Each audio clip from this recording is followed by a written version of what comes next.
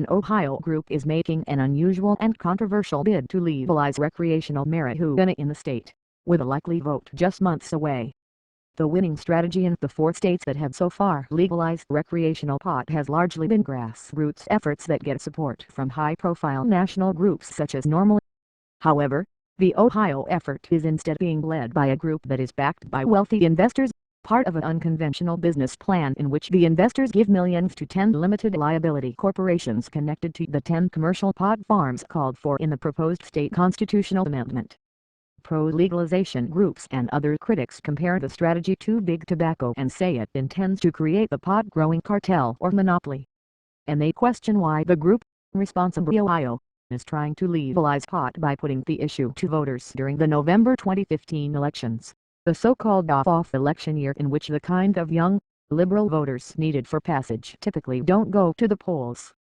"We think this issue needs to be addressed urgently, and the public agrees," group spokeswoman Lydia Bolander told FoxNews.com earlier this week, in response to the criticism.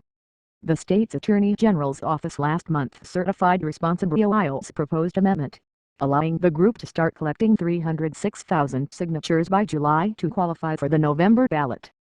As proof that the time is right, Bolander argues the group has already gathered more than 100,000 signatures and is confident the momentum will continue in the coming months. The proposed amendment calls for those 21 and older to be allowed to legally smoke pot and grow the maximum for plants for personal use and for the limited use of marijuana for medical purposes, in addition to establishing the 10 pot farms.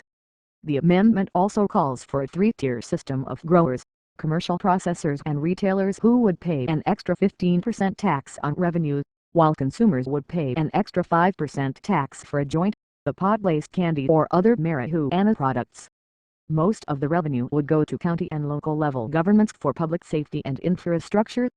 A Quinnipiac University poll released April 6 found Ohio voters by a 52 to 44% margin support the legal possession of small amounts of marijuana for personal use. And observers say ResponsibleOhio should have little trouble getting enough signatures, considering the investors have reportedly raised at least $36 million for the campaign and development of the farms. This week, the group announced that singer reality TV star Nick Lachey has become an investor, following an announcement in January that NBA All-Star Oscar Robertson and fashion designer Nat Laporte are among 11 early investors.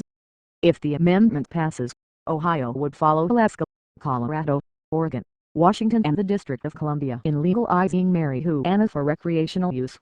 While national groups have been skeptical of ResponsibleOhio's plans and motives, they appear likely join the effort, considering several grassroots efforts have already failed in Ohio and because a victory in a Midwest state could result in a cascade of states legalizing marijuana.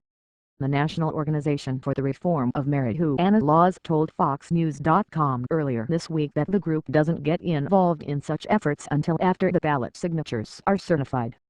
But NORML has publicly said it will likely lend its support in Ohio, despite a preference for smaller growers to be included.